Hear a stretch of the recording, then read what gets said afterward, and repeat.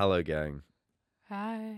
Wow. Welcome back, guys. Another week of Mad About You. Wherever you are, whatever you're doing, means a lot that you're with us. Now, guys, I'm sure most of you are aware, although some might not be, because it is a podcast. You can't see, and if you don't follow us online, you wouldn't know. But we are due with another little bub in December. And I dare say, Woo! Sorry, I was a bit delayed there. yeah. My brain was elsewhere. I was thinking about the fact that you said you can't see us, but they can now. Oh, yeah. They Yeah. will be able to. These are all, you can watch the whole You thing can now, watch us now. which is kind of cool, but we have to be our faces have to be on, so it makes things a little bit tougher. Yeah, Locke pulls weird faces when he thinks he's not being Well, recorded. yeah, most of your answers, I'm like, what?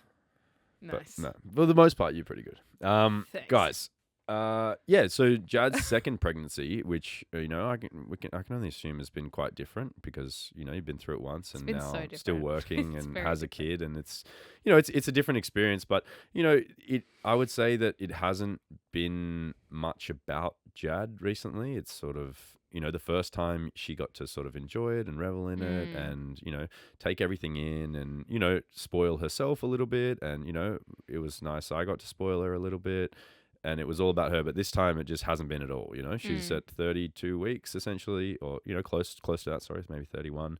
And 31. both of us have felt like, it's just flown by. And so I thought that today would be a good chance to have a little chat to Jad. So essentially I'll be asking her a few things about her second pregnancy and the experience and the anticipation of a second child, and essentially how that's been, vastly different to the second one. And I'm curious have to a know little Jad moment. what you want to know. I'm curious. Well, it's not often as, this sounds weird, but we have this luxury of sitting down and having these conversations and chats when we want to have serious ones with each other. And I think that is something that perhaps people might not do all that much. Like when you're with your partner, you're often being silly or you're dealing with, the intricacies of life, whether that's, what's for dinner, cooking, sorting out your bills, dealing with your kids, all these little things. But, we get to have this one-on-one time where we get to ask each other maybe some more heavy-hitting questions. So I think it's it's a nice luxury that we have. But so we'll be talking about all that today and sort of the expectations of a second kid and the second pregnancy. And then I'll ask mum and dad, which we always end with at the end of the episode. Is it's an interesting one. It's about a woman who needs help dealing with her parents who are struggling to split up with her ex. So yeah, a really weird scenario. Wait, her parents are struggling to split up with her ex. Yeah. Oh gosh. They're staying a little bit too connected, Oh she says. no. So, yeah, a lot of detail in that one, and a real interesting one. But bear with us till the end of the episode for that. But essentially, guys, today I'm just going to be having a little chit chat to Jad and asking her questions, and she doesn't know any of these questions, so I always, I am I not think prepared. I think when it comes to chatting to someone, I think you get the best out of them when they don't have a chance to sort of prepare their answers, and you get sort of raw and honest and authentic answers from them. So I guess Jad, we can start with how are you feeling right now? Physically, emotionally, mentally. Like right now? Yeah, this stage today, of pregnancy. this week. Yeah, this week. It's my body, like physically, I feel very different to how I did the first time. So the first time, I would say I had a pretty smooth pregnancy. I had one little hiccup at the very start. It was maybe, I think I was 8 weeks along, where I basically had a bleed and I basically thought I was miscarrying because it was a bit of blood, and everything ended up being fine. So was lucky in that department, and it ended up being what I'm forgetting what it's called, it was like a something hematoa or hemorrhage, or basically in very non-medical terms, like a clump of I think like my uterus lining had come out of me, and it can happen where it's a very small part that doesn't actually affect the pregnancy at all. So that's what happened. And that was really the only hiccup that I had. Other than that, I'm very lucky, like, no like swelling, no real like severe kind of pains. And the most pain that I felt was like round ligament pain, like was fine on my feet until the very end, and then started feeling a bit heavier, like in my crotch right towards the very end. I feel like what I'm feeling now is like everything is 10 weeks sooner. So I'm already feeling that heaviness, in my crotch. I'm feeling really heavy on my feet. Like my feet are really sore by the end of the day if I've been standing for a bit. Mhm. I didn't experience any of that the first time. And also my placenta's in a different spot. So the first pregnancy, my placenta was anterior, which means it's sitting on basically the front of my stomach area. And now it's posterior, so it's somewhere on my back. And I'm feeling everything so much more. Like, it is just so fascinating how differently the placenta location can affect what you're feeling.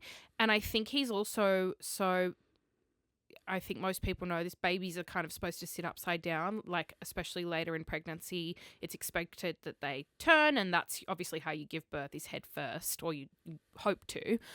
From my last scan or last check that I had, baby was right side up, and I think he still is, because I'm feeling kicking, and it's just so consistently right into some kind of nerve that is connected directly to my vagina. Oh.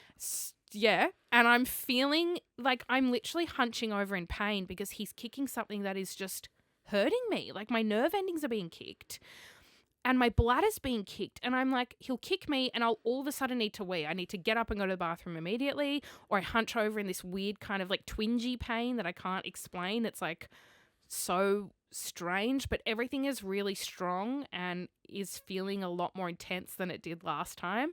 And the fact that I still have like 9 weeks, potentially more to go is terrifying because I can't imagine him getting stronger and doing all this, which he will. Like, he's I going to... think they do most of their growing, like as in they now get exponentially, He's going to get...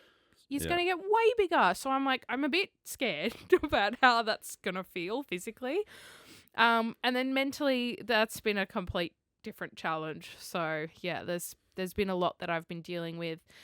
I'm not going to get into it, but basically, I feel like I have to mention it because it has been a big part of this pregnancy. My father passed away 5 weeks ago now, and that was really, really difficult. And in the weeks leading up to his passing, I knew he was very unwell. So I was in hospital with him for about 3 weeks, pretty much every day until he passed away, spending, up to 7 hours just sitting by his bed. And that was very, very stressful. So my body, like physically and mentally, I've just been really challenged.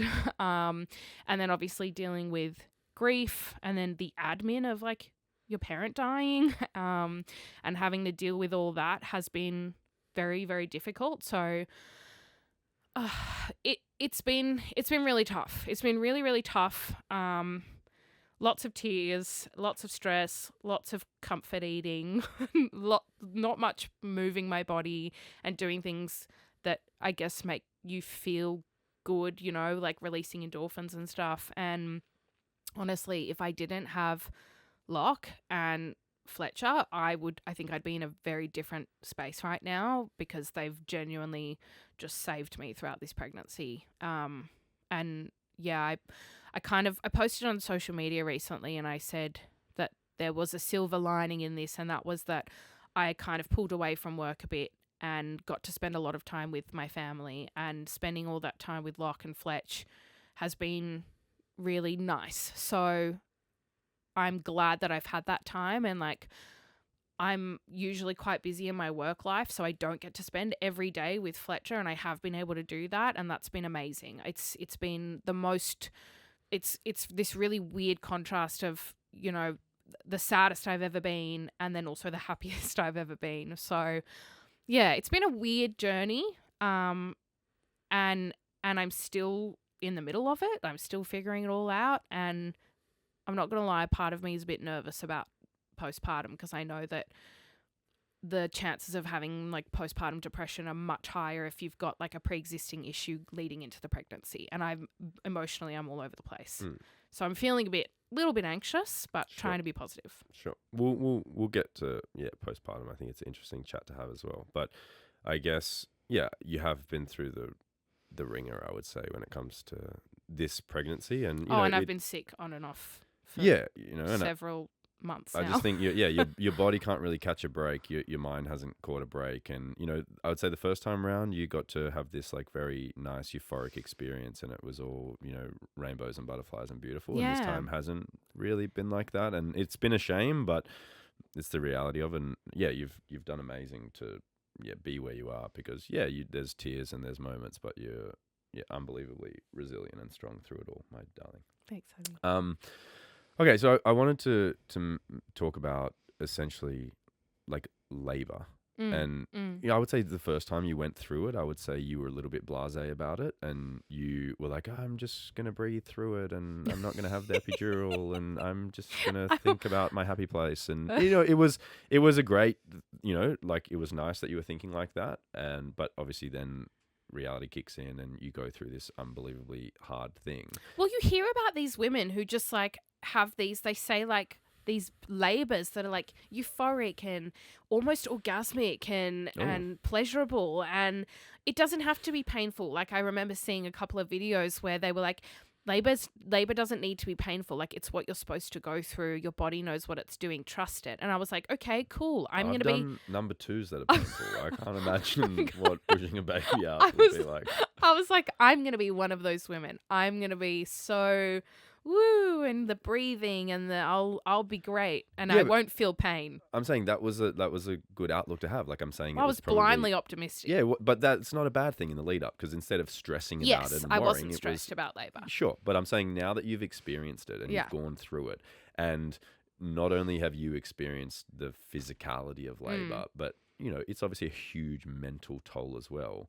Do you feel like you're not only, like I don't really know how to even ask this, but that you don't only need to prepare physically now for labor, but there's like an extra mental layer that you have to sort of prepare for? Is it not really something you think about? I think that I actually haven't had time to sit and be with it and think about labor, but also, you know how they say you forget, like your body forgets, your brain forgets, and there's a hormone that's released to make you forget so that you don't remember the trauma of the pain and you continue to have children. It is so real and it's so weird. It's like there are just gaps. I don't remember so much of my labor. I don't remember how I got from A to B. I don't remember taking the TENS machine off my back. I don't remember getting the epidural, really. Like, I don't remember them taking it out after birth. Like, when did that happen? There's so much that I don't.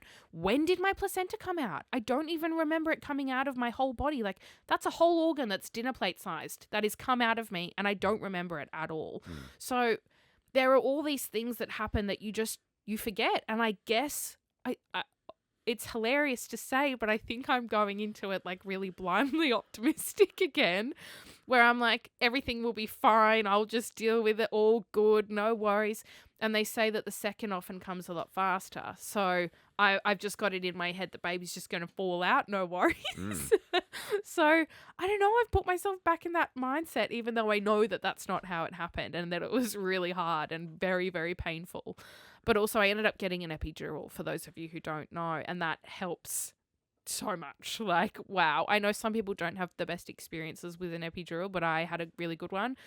The epidural happened and then I didn't feel anything, and then you can feel enough to know that you're like, there's pressure there. You can't feel anything? No, towards the end I was... So pain. towards the end, I stopped administering the epidural so that my body could feel a bit of what was happening and I could push. That's how they kind of do it now. Sure. So I could feel, I still remember being in quite a bit of pain as Fletcher was coming out of me. But the epidural made my life so much easier. So now I guess because I know that it's there and I know how much it helps, I'm not really scared. I'm more worried that I will progress really quickly, not know that I've progressed really quickly, not make it to the hospital in time to get the epidural and be forced to have a natural birth, basically. I'm like a bit more scared of that, because what I've heard from my friends who have had natural births is that they feel like they were being split in half. Or they were dying. They literally, like, so many people have compared it to, I thought I was going to die. And I do believe that that's how it would feel.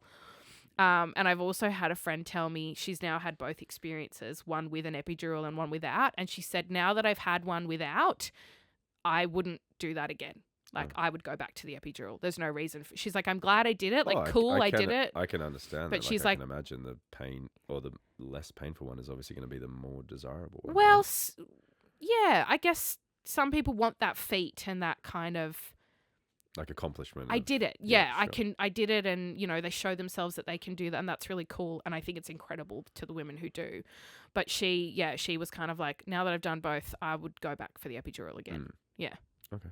Well, the first time round, we went to all these classes and we learned all this stuff. Yeah. And you told me that it was really important that you had this birth plan and things that you No, I wanted to didn't. do. No. No, as in you said that there are things that you don't want to happen and that you reminded me heaps. You said that I need to advocate. I never had a birth plan. That's wrong. I need to advocate for you. Yeah, I didn't have a birth plan though. To me, being educated was important. So I wanted to know what kind of intervention existed, what that meant, what kind of paths I could go down, whether I could say yes or no to things. Yeah. You know what I mean? And that education I find was invaluable. And when I was in that room, I'm really glad that I learnt those things so that I wasn't scared when they mentioned things like this, and this. Sure. And for example, you know, antibiotics and what that meant and all that. But I never had a real birth plan. It was just like, I'd like to do it naturally. But I remember you saying to it. me beforehand, you were like, if they say that we should do this or we shouldn't, like, I don't want to, like, and obviously when you're, you know, on gas or an epidural, you're probably not in your right mind. So you said that I had to be the one to advocate for you. I'm saying, do you care as much about that this time, or do you, like, having been through the process, do you trust the process now and that the, you know, nurses and doctors are, you know, looking after you in the right way sort of thing? Or do you still have, like, you know, a way you want it to go in place, you know? Or is it just like, you're not really worried about that stuff anymore? I think there's this tricky kind of thing that's occurring where there's this conflict, it feels like, between the patient and then the healthcare workers, where people are kind of being scared into thinking that the healthcare workers who are there to, you know, make sure them and the baby is safe are almost against them and are doing these things that they don't want happening to their bodies without, you know, them, I don't know if consent is the right word, but wanting it to happen, and are kind of creating this weird friction where it's like us against them almost. And did you feel that way? In the beginning, the first time before, I didn't feel that directly with my, like, midwife or anything, but I had these concerns that I would feel pressured into doing things I didn't want to do. And I think that's where that's come from, is there's all this chatter online about, like, you know, advocating for yourself in a situation where maybe they're suggesting something that you don't necessarily want to do. But at the end of the day, they're not suggesting these things because they're just nilly-willy like, oh, we need to get the forceps out for fun. They're getting the forceps out because they need to get your baby out safely. So it's like, I think a lot of people forget that, and then it turns into this weird kind of anxiety around healthcare workers not listening to them. But really, they're doing. So are you trying to say, sorry to interrupt, that having been through it, you know that the healthcare workers and doctors know what's best and they're the professionals, and that you should almost listen to them more? Is that what Well, you're I trying to know I trust their judgment because I'm not a doctor. I'm not a midwife. I don't know what I'm doing in that scenario, and I don't know. I think perhaps in a situation where something's escalating, you want to feel like you have control, and it can be really traumatic and difficult to have a situation that feels like it's not in your hands and that things are unraveling really quickly that you don't have a say over.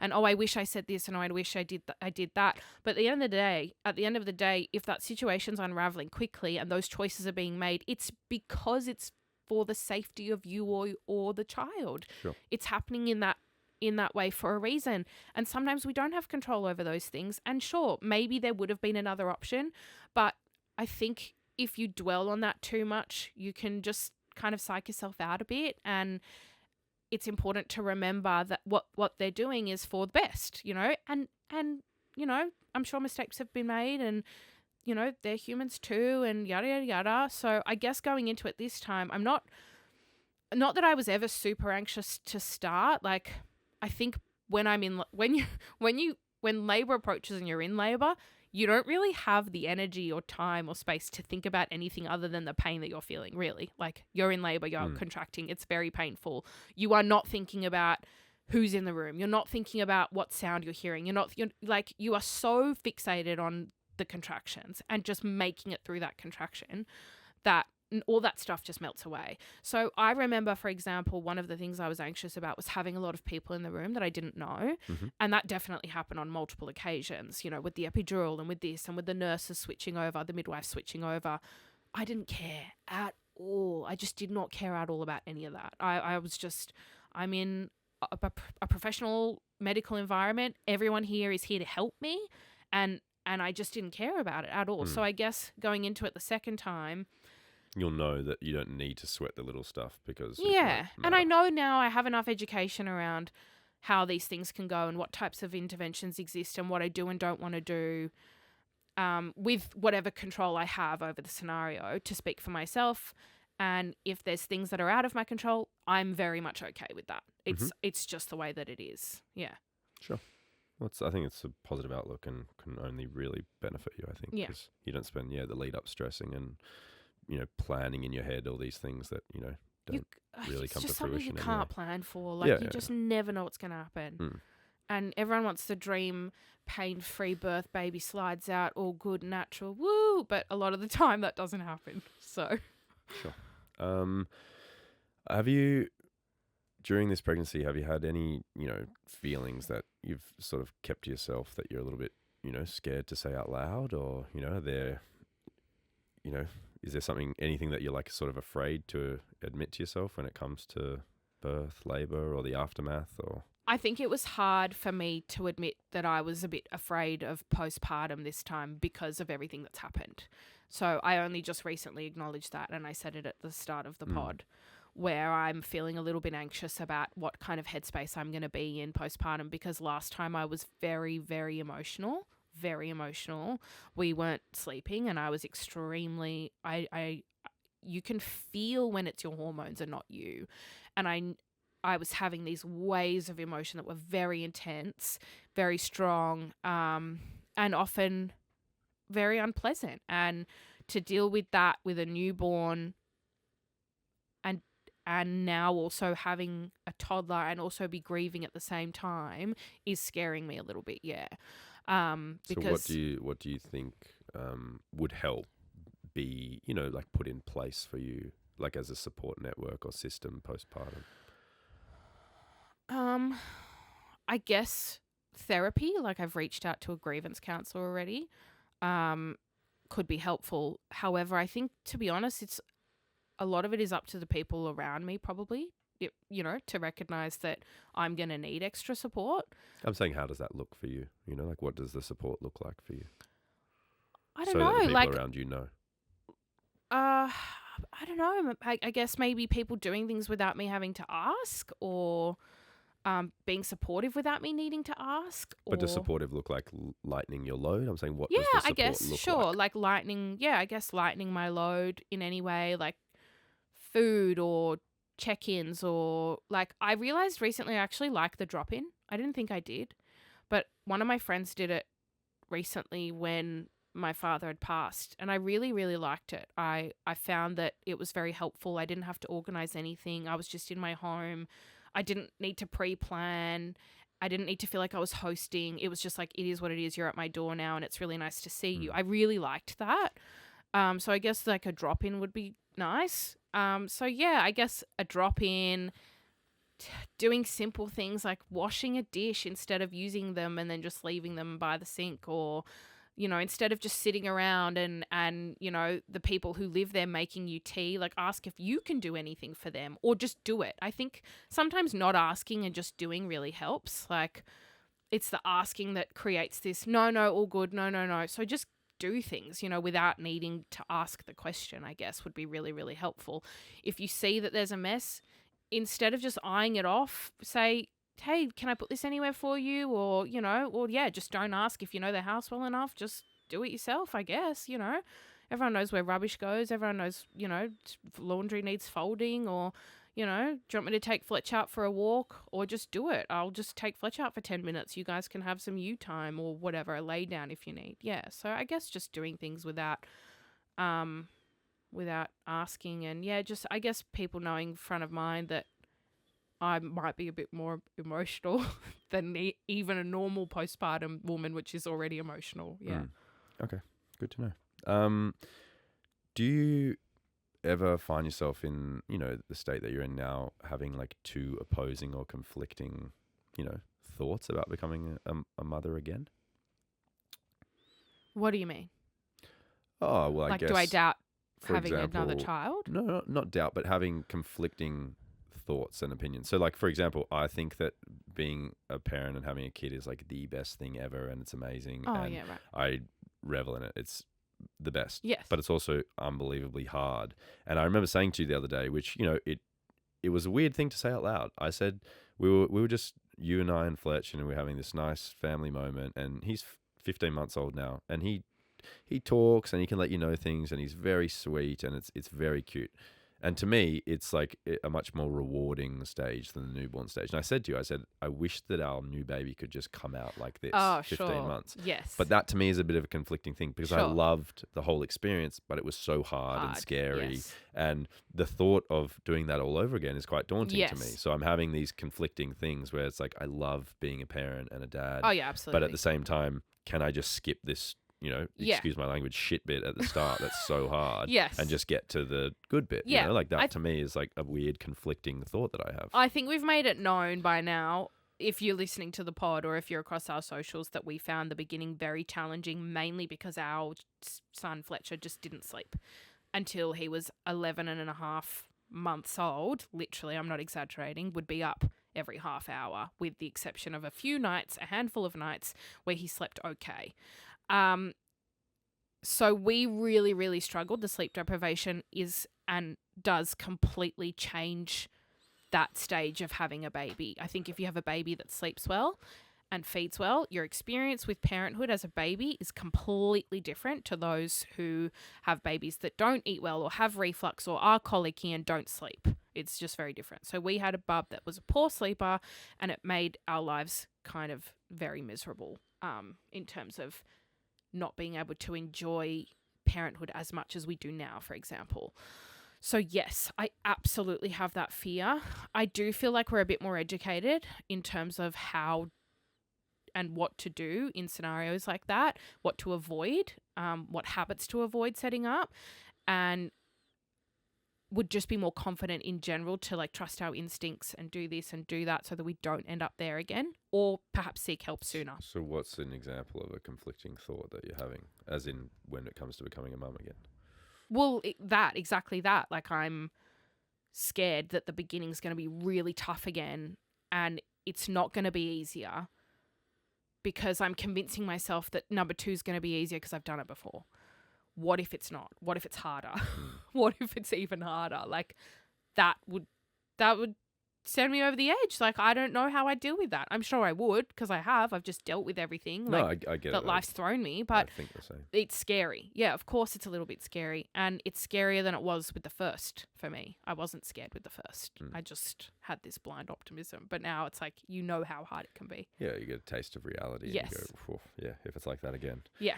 Yeah, I totally get it. But also, as I think you just sort of touched on it, but as Fletch got older and we sort of sunk into parenthood a little bit, I remember you sort of feeling a few months in, you mentioned to me that you felt like you didn't really get to enjoy postpartum and, being a mum to this young bub because of, what you were feeling going through and all the emotions and the hormones and not really having our feet firmly on the ground and not knowing what we were doing.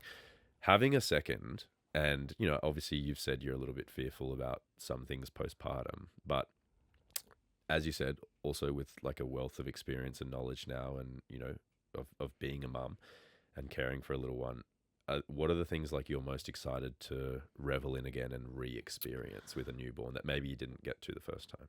I think just being present and hopefully not anxious with a newborn, and knowing that everything's going to be okay, because it was. Even with our bub, who was a poor sleeper and who supposedly wasn't gaining weight as much as he should have at one point. And with all the other concerns we had and the rashes and the allergies and the this and the that, like everything's okay. And everything's going to be okay. And even if they don't sleep, like you freak out over that lack of sleep that they're like, you know, they're supposed to get this long and he was not getting that. And I just thought his brain isn't going to develop. It's just not going to develop. And here he is speaking more than, you know, like his vocab is amazing. It's very impressive. He's very, like, I think he's very switched on. I know everyone sings praises about their own children, but he's developed beautifully so far. And I'm like, it's I guess put my mind at ease in terms of him not hitting milestones or whatever, which are all guidelines anyway. Like even if they're not hitting milestones, a lot of the time they do eventually and just in their own time. So that's okay. But I guess now I've got the confidence to know that everything's going to be all right if things don't go by the book. And so essentially you're excited to re-experience everything just without the anxiety. Right? Yeah, with confidence and Sure. being able to just enjoy it more and just, you know, just soak it up, I guess, instead of being riddled with anxiety about the next sleep or the next feed. Yeah. I think as well, you're not going to have a choice. You know what Yeah. I mean? Like you Yeah. have another little one that's just going to kicking want to on. do things and be outside and explore, and you're not going to have a choice. You're going to have to just pack up the baby Yeah. and get on with things. So you're just know? 'Cause, forced to carry on. yeah, you don't get to sit in your chair and watch a movie and let it sleep on you and breastfeed. It's like you got life Yeah. to still get on with. Yeah, So exactly. yeah, I think I couldn't agree more. Do you ever worry about how a second one will affect your bond with Fletch? Yes, the of first one? course. Yeah. I feel like Fletch and I have become so connected recently, like with all the time I've been able to spend with him especially.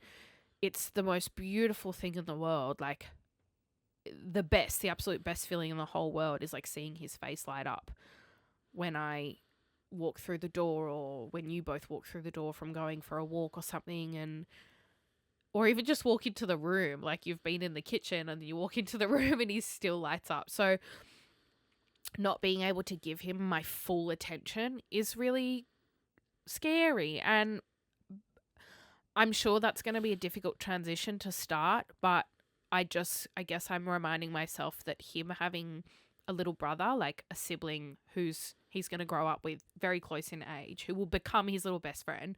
He won't even care about us, you know, in a year's time. He's just going to be obsessed with his little brother. That keeps me going. Like, I know that that's better, I feel, for him long term. And sure, this transition will be a bit tough, but he won't remember any of this. And then he'll have this beautiful bond with his brother and we'll continue bonding with him as he grows up. Have you thought about how that will look, like the balance?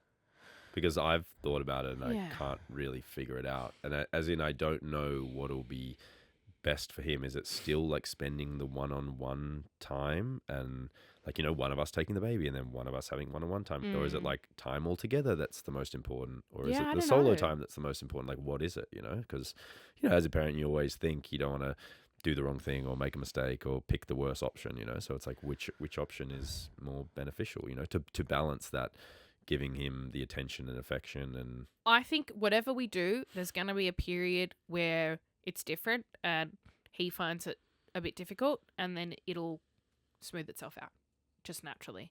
That's what I think will happen. So just the blind optimism again. No. I mean, I think we're both aware enough to know that we're like, neither of us are going to neglect our first son. We're not just going to ignore the fact that he exists. I'm not going to be one of those people who holds the baby and doesn't look at my firstborn. It's just not going to happen. So, but the reality, that's what I'm saying. The reality of it is that this little one needs more time, attention, care, and it won't be able to do anything for itself. Well, they do, but they don't. You have to give it. You feed them, you put them down.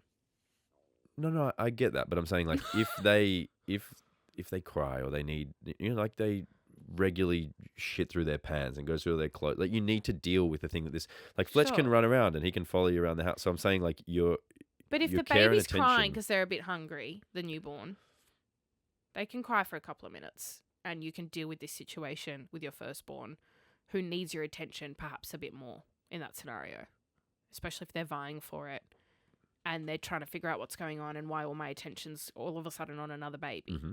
So you just prioritize, I feel. And like I said, it'll even out eventually. So, and look, I'm saying this all without experience. So I'm sure it'll be more difficult when it happens and harder to choose because, you know, when your newborn's crying, you innately want to run to that scream. Like, so it will be hard to ignore that and just deal with whatever's going on over here. But I imagine there will be scenarios where, yeah, you pick and choose, and it's important to do that, and we'll just do our best. So yeah, I don't dwell on stuff like that as much. It's just when it's hard, and I deal with it then.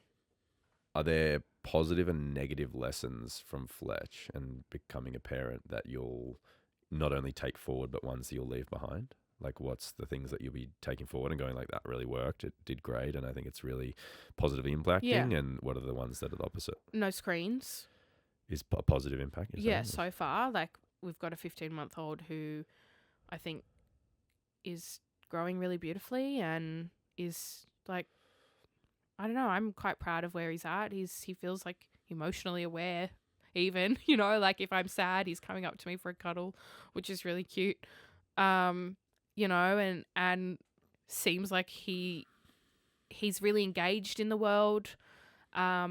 He loves just doing anything that we're doing, being involved. Like, he's pretty good on the tantrum front so far. I don't want to, you know, knock on wood. We're not really dealing with that at the moment, and I feel like that's because he has a lot of patience because he's bored often and he has to just deal with it. I don't know. I could be wrong. Often, we don't mean he like sits in a chair and stares at the wall. As in, like we want him to like figure out how to play and entertain himself and how to use his imagination and, you know, with his toys and stuff. So he runs around, and even, you know, if he wakes up in his crib and it's not time to get up yet, he'll sit in his crib happily until we get him out. And sometimes that's a while, like where he'll just sit there and play with his little toy and he doesn't cry ever. Like, it's very rare that he'll then cry for us to get him out. He knows we're coming, so he'll just play with himself, like, for, you know, whatever. He needs to entertain himself, all good. So I guess, like, no screens as much as we can because, you know, Fletcher will eventually start watching shows or whatever. Right now we don't use any, so we don't think he'd even be engaged if we turned one on. Like, but something I think about with that, right, is that we've had the ability to read, for example. Loves reading, loves exploring books. I think about that too. You know, the world that's in a book, you know, like that's the imagination, and that's why his language is so good because we read 100 books a day and, you know, he has a great time. But I'm saying with a second one, I think about stuff like that, for example, that like I can sit and read with him and there's no distractions. There's no other kid. There's nothing else going on. But like, will I have that same opportunity with the second one to be as directly involved with doing things like that? Whereas like, you know, because Fletch will be, when he's at the age Fletch is now, Fletch is going to be close to 3, running around causing a muck. It's like you're probably going to need to have to micromanage the two of them. So like I won't be there just sitting reading 10 books. But you could read them both like, the same book. I'm not saying I can't. I'm just saying I worry that it will be really difficult. But he wasn't interested in books until a certain age. Like, he didn't care for them. And then all of a sudden one time he just was. And then like it just switched. So it won't be for a while until that we're doing that. And then even when we do, I would like to think we can read them both the same book occasionally. That's what I hope.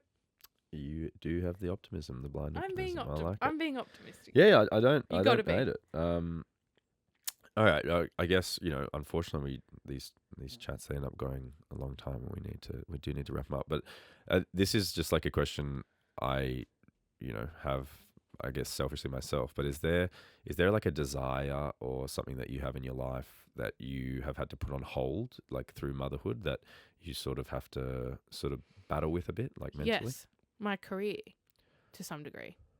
I still work, but it's not nearly the caliber of work I know I could be doing. And I'm a very ambitious person. I have many goals that I'd like to continue pursuing, and it just means that this is a chapter of my life where those things are more in the background than the foreground, and I've acknowledged that and accepted that very much so before even doing this, before having children, because I always wanted to have kids and make that my priority, and it is. My priority is my children right now and my family, because I value that more than my, I guess, goals right now. So, but how do you manage that tension in your mind? it's just something that lingers, unfortunately. Sometimes I just feel like envious when I see people doing things that I know I used to be involved in or could be involved in if I applied myself more. But the reality is I don't want to apply myself more because I want to spend more time with my children. And so it's finding this balance between continuing to be successful and doing what I do and that what I love, and also being a present parent who's not going to regret spending days away from her kids when they're older and she realizes that time was fleeting. So yeah, finding the balance between work life and family life is really important for me, and still nurturing the two. But yes, I do often feel like things are slipping through my fingers because I've missed the ball with them. Yeah. Sure. I think a lot of people would be feeling very similar things. And yeah, a tough one to navigate, but I dare say you will never not be successful. So whenever you're ready to do your full steam ahead again, I know you'll crawl back. Thanks, honey. All right, so you briefly mentioned before we got into like postpartum and support networks and systems and the things that would help you, but I guess putting the onus back on you and not giving other people the responsibility. What are you? No, I'm saying like obviously they're good things to know, and I'm sure people will help and support you. But I'm saying, what are you going to do for yourself in postpartum to make sure that you're looking after yourself? I don't know. I don't know if I can. Honestly don't know if I can consciously tackle that outside of being in the moment. I don't know if I see myself having time to do anything outside of rest, right? Like, right. Is that a question or a statement? Well, yeah, it's a bit of both. Like, well, that's up to you. It depends what you prioritize. If you want to have a sleep, that's fine. If that's I'll need to sleep, I imagine, when I can and just rest. And so you don't have any like yeah. specific things that you honestly, think no. would make you feel better postpartum? The things that make me feel good, I don't imagine I'll want to even do postpartum. I imagine if I have time to indulge, it will be something like, I guess I had baths last time to like wind down. That helped. I did do that. That was nice. But you also just said a few minutes back that with a newborn, you just feed them and put them down. I know. So to say that when after I said that, I was like, "Come on, Jadé, that's not how it goes." Yeah, but if you do believe that to a degree, I don't. and you think that well, you don't need to hold it, like you can put it down. So like I could be with Fletch elsewhere. Well, we don't have a name yet, but it's a him. Sure. He, like we could be elsewhere and you could be with the little one and feed and then put it down, and you could paint for an hour or do a little workout on the ground or do a meditation. As in, like, you don't realistically have to have the baby postpartum. in your arms. I'm not painting and I'm not working out. Oh, okay. I maybe like. If I'm alone, are you saying like theoretically? Yeah, as in like I could take both, or if you had just one. Yeah, I think like, I would.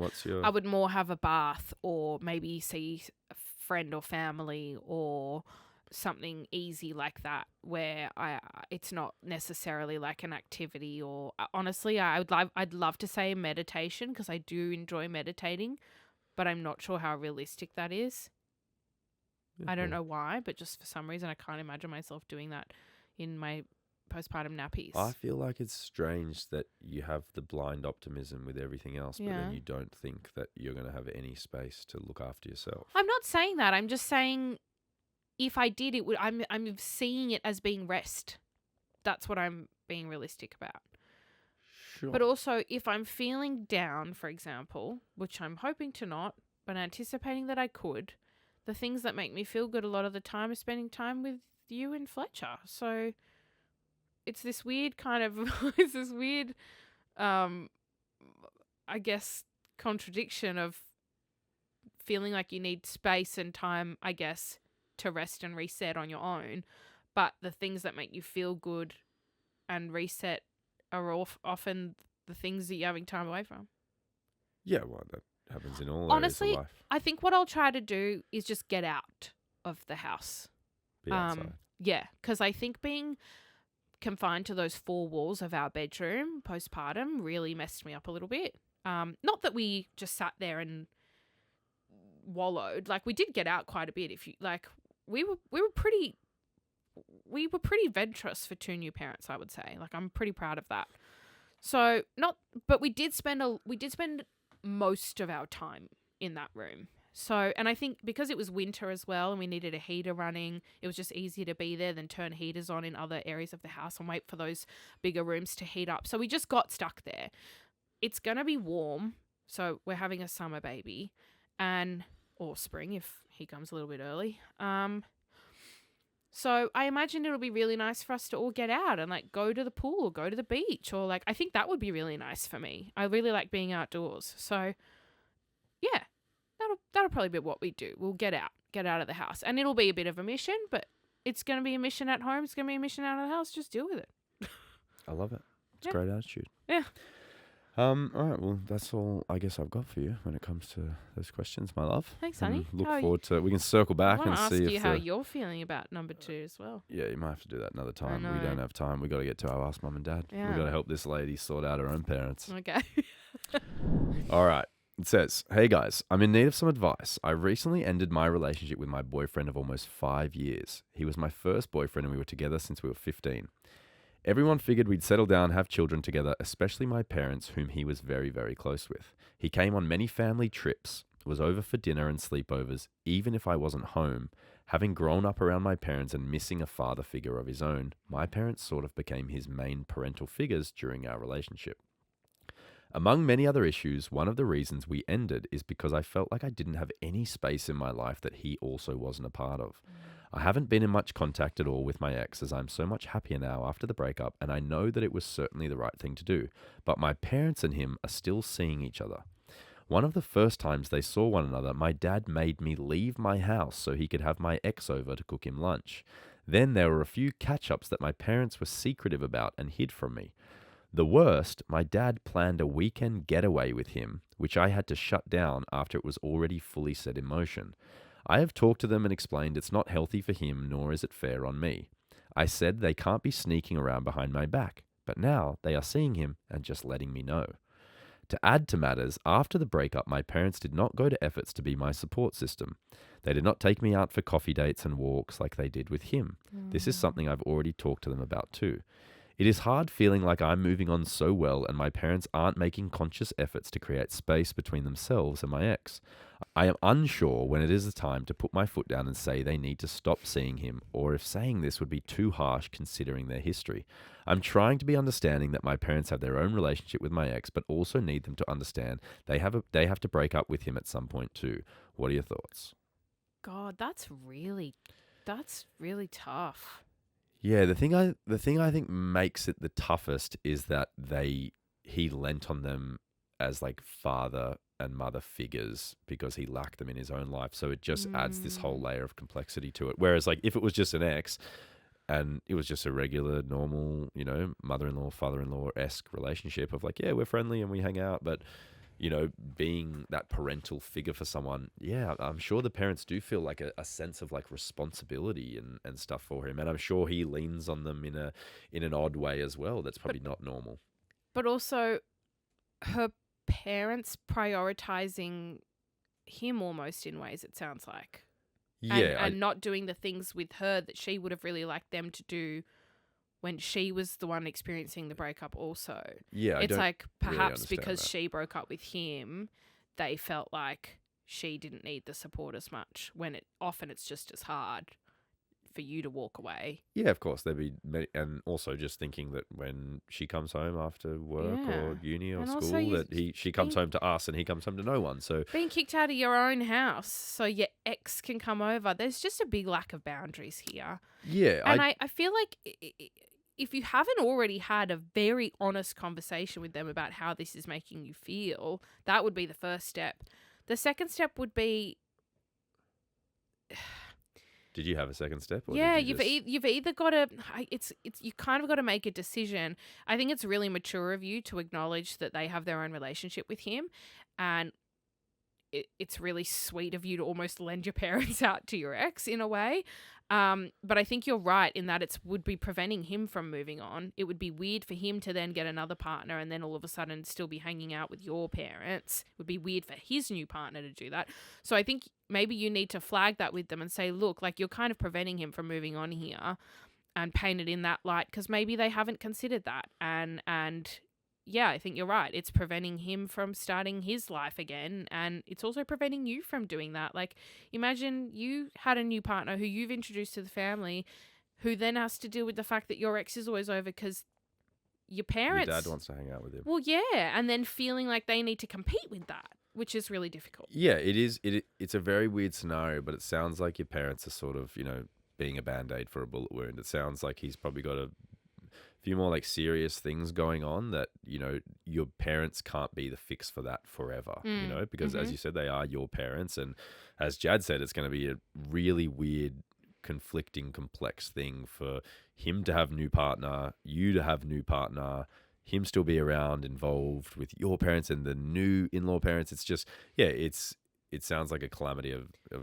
yuckiness that's going to, eventually occur. So I mean, it sounds like you've brought it up with your parents, but maybe not in like a serious enough way. Like you might have mentioned like, hey, I don't like that you're doing it secretively. And then you said that they told you Then about they it and just started, continued yeah. doing it. But maybe they Maybe need you to need know to that flag these points that are important for them to kind of analyze and realize that they're contributing to a situation that's not so great. Yeah, because no parent wants to ever, I mean, want to hurt their child, or harm their child. So maybe need to let them know that this is, actually kind of affecting you more than maybe you're leading on, and that, it'll be, maybe as Jad said, the way to frame it is that like long term, it's going to be best if you guys sort of let him go his own way, because it's not going to hold him back in the future. So yeah, a really, really odd scenario because, I know actually one of my friends, his mum is still friendly with his ex, but not to this sort of extent of like, weekends away and lunches and stuff, like not that, but still, friendly. And I think that's even a bit odd. So this would be, a real weird one to wrap your head around.